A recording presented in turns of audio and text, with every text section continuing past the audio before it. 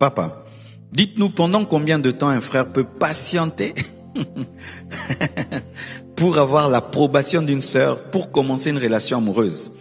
Est-ce que c'est moins sérieux de renoncer après avoir attendu très longtemps? Un frère qui a attendu très longtemps, il doit persévérer ou arrêter. Qui est pour qui doit persévérer? Qui est pour qui doit arrêter? C'est trop. Ah, Vino va arrêter, Bélébé. Alors, ça dépend de qui tu as rencontré, hein. Il y a des personnes qu'on rencontre qu'une seule fois dans la vie. Tu ne peux pas remplacer cette personne. Tout dépend. Si tu trouves que cette fille est normale et tu peux la remplacer facilement, ok, tu vois les Toyota, ça se remplace facilement, mais une Ferrari.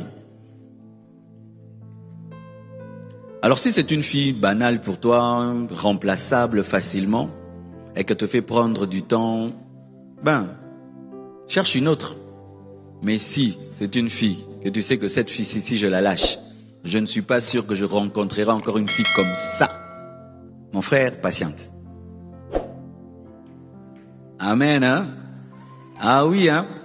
Parce qu'il y a rencontre et rencontre, hein? Il y a des personnes exceptionnelles. Donc, exceptionnelles. Donc, pour rencontrer une telle personne dans ta vie, peut-être dans 20 ans, alors tu vas la lâcher par impatience et puis tu vas trouver quelqu'un de banal. Paye le prix, persévère. Regardez comment le coq poursuit la poule.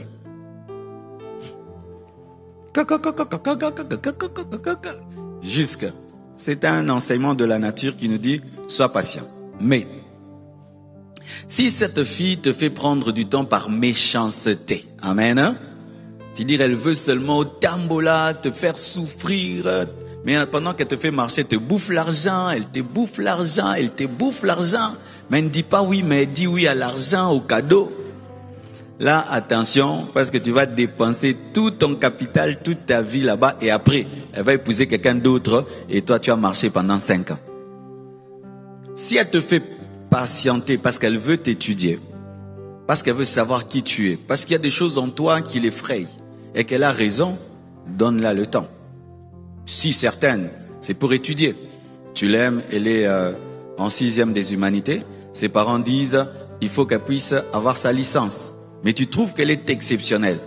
Hey, attends mon frère, alléluia, jusqu'à ce qu'elle aura sa licence. Aussi faites très attention, vous qui aimez changer pour changer. Tu peux changer, mais ton cœur reste là-bas. Tu te maries, mais ton cœur reste là-bas. Il faut être sûr que tu vas aimer l'autre personne qui va venir. Donc, si elle te fait marcher par méchanceté, par cupidité, pour t'humilier, eh bien laisse tomber. Mais si elle a des raisons valables d'observation, des études, prends le temps, surtout si tu trouves que c'est une personne rare, exceptionnelle. Amen. Quatrièmement, papa, un homme se présente pour m'épouser. Il répond à mes critères, mais il fréquente une église qui ne croit pas au ministère de la femme. Alors que moi, je suis appelé au ministère. Que faire?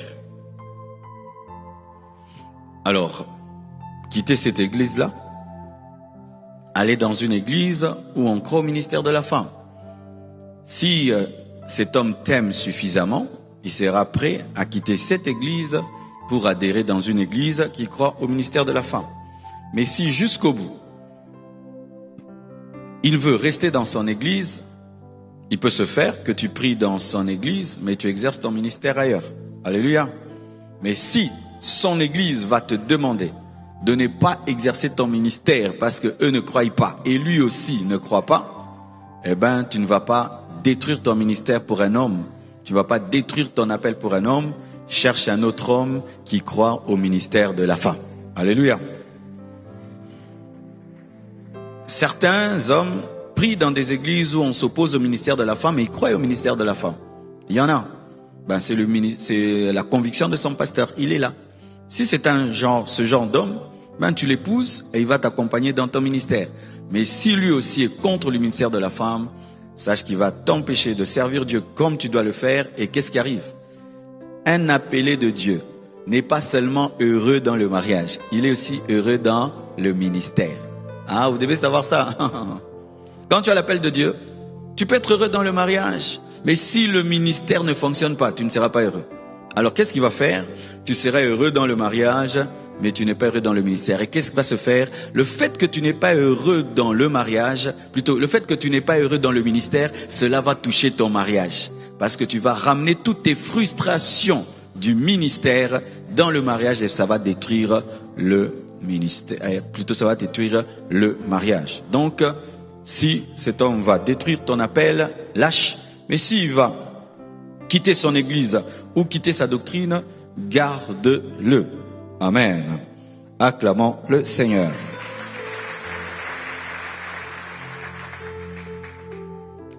Papa, dites-moi quelle est la durée exacte des fiançailles, surtout dans un contexte où cela a été précédé par plusieurs années d'amitié.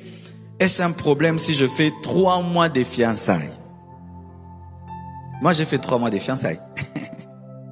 Oui, moi et Blanche, on se connaissait 5 ans d'amitié.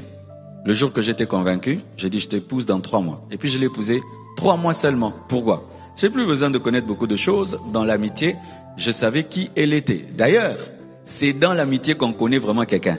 Une fois que tu promets à quelqu'un le mariage, il peut être hypocrite. Mais comme vous êtes des potes là, vraiment tu regardes que jusqu'à 10 heures, elle ne s'est pas lavée. 12 heures là, parce que quand on est potes, les gens sont relax. Une fois qu'il y a la promesse du mariage, elle se lave à 6 heures, alors que naturellement, elle se lave à 12 heures. Donc, si vous avez vraiment une vraie amitié, où vraiment vous vous connaissez, 3 mois, c'est pas grave, parce qu'en soi, l'observation a pris beaucoup de temps. Voici en soi pour ce qui est des temps qu'on doit prendre avant de se marier. Il n'y a pas de temps précis. Mais il faut être sûr que tu connais bien la personne avec qui tu vas te marier. Amen. Ce qui est important, ce n'est pas le temps. Ce qui est important, c'est la connaissance. Amen. Parce qu'il y a des gens qui font 2 ans, mais ils se connaissent pas. Mais d'autres, ils font 6 mois, ils se connaissent. J'ai vu des gens venir dans mon bureau. Ils te disent 2 ans, 3 ans de fiançailles. Mais tu ne sens rien entre eux. Tu sens vraiment 2 étrangers.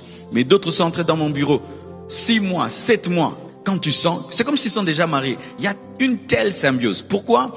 Parce que certains n'ont pas une grande capacité d'écouter Dieu dans les fiançailles et d'observer l'autre.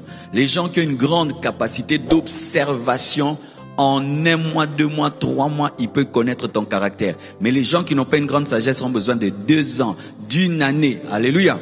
Aussi. Tout dépend de qui tu rencontres. Il y a des personnes qui, dès le départ, il te dit toute sa vie. Moi, je connais un garçon, il rencontre une fille, il lui dit tout.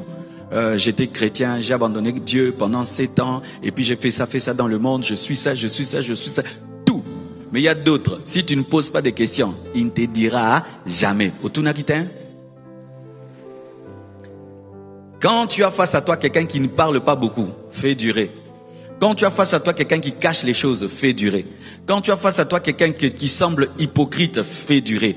Quand tu as face à toi quelqu'un qui est cachotier, fais durer. Fais durer. Et renseigne-toi. Mais quand tu as face à toi quelqu'un qui dit tout, même ce que tu ne demandes pas, même des choses bizarres qui peuvent te chasser, là, ça fait que déjà très tôt vous aurez de la profondeur. Mais voici, ne t'engage jamais à quelqu'un si tu n'es pas sûr de où tu mets le pied. Si ça va te prendre 2 ans, 2 ans, 3 ans, 3 ans, 4 ans, 4 ans. Mais si tu peux y arriver en 6 mois, 7 mois, 1 année, gloire à Dieu. Tout dépend de la qualité de votre relation.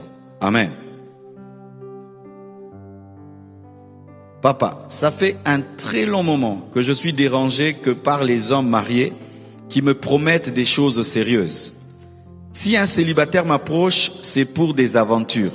Je me demande pourquoi cela m'arrive. C'est l'esprit d'adultère qui te pourchasse. Alors, ne dites jamais ces choses-là. Que ces hommes mariés me proposent des choses sérieuses. Un homme marié ne peut pas te proposer quelque chose de sérieux. Alléluia. Qu'est-ce qu'il te propose de sérieux?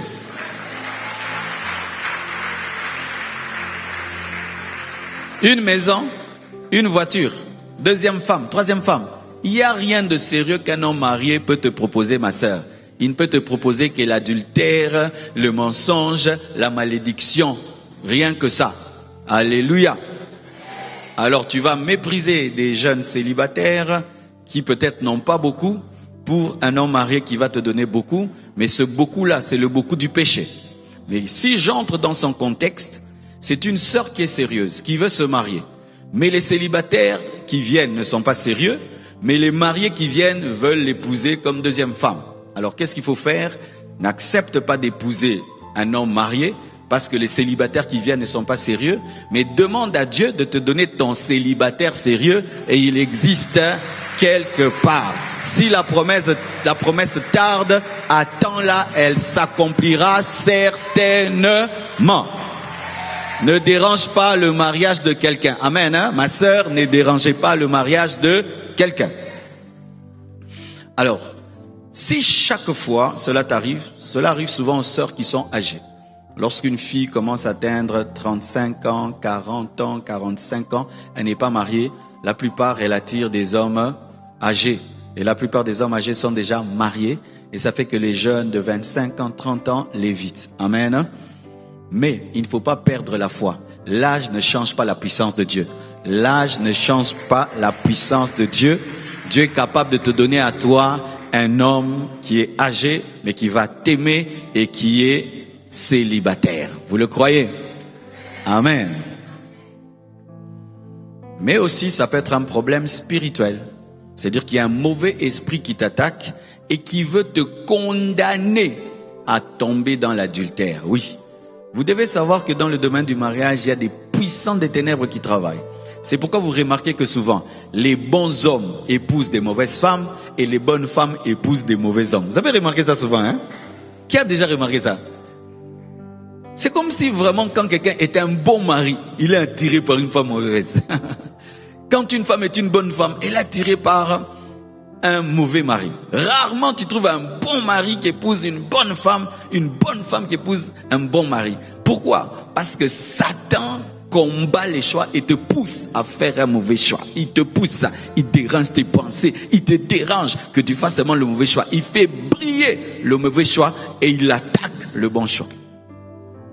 Alors si tu sens que c'est un problème spirituel qui fait que tu es seulement attiré par des hommes mariés, prie, chasse cet esprit d'adultère, chasse cet esprit de célibat, et si ça persiste, cherche les hommes de Dieu qu'ils prient pour toi. Amen.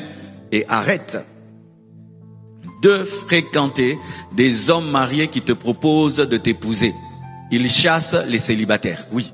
Tu es une fille, tu es tout autour de toi, des hommes mariés, des hommes mariés. Et puis on voit que tu ne travailles pas, tu n'as pas beaucoup, mais tu t'habilles à un certain niveau, voiture d'un certain niveau, ça chasse les garçons.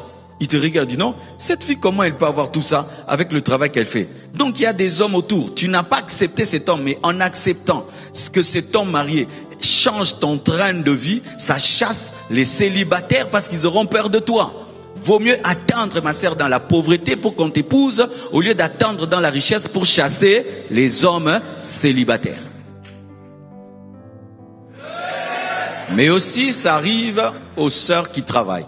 Une sœur qui travaille, qui a déjà ses moyens, qui a beaucoup d'argent, mais les célibataires, souvent, ça chasse les jeunes célibataires qui n'ont pas beaucoup de moyens. Et ça attire les hommes mariés parce qu'ils trouvent déjà que c'est une fille qui gère les choses. Alors, qu'est-ce qu'il faut que tu fasses, toi qui es célibataire, mais tu as déjà ta maison, tu as déjà ta voiture. Autant que tu peux, sois simple. Amen, hein? Sois simple, pas sale, mais simple. Si déjà tu portes des sacs de $1000, tu vois, ça chasse les gens, hein? Mais oui, donc tu as un sac de $1000, le garçon regarde rien que ton sac, c'est même pas son salaire, il fouille.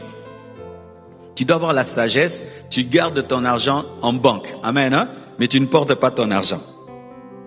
Tu achètes une voiture simple, tu vis dans la simplicité, tu te caches. Et comme ça, quand l'homme vient, tu te révèles parce que certains hommes sont complexés par les filles qui sont riches, alors qu'il y a des filles riches, mais qui sont des très, très, très, très bonnes femmes. Et d'ailleurs, une fille qui est riche, mais qui veut se marier, c'est déjà une grande manifestation d'un grand cœur. Parce qu'elle peut dire, je n'ai pas besoin d'un homme, j'ai déjà mon argent. Ça prouve que c'est une femme qui ne met pas l'argent avant tout. Parce qu'elle peut dire, je reste seule parce que j'ai l'argent.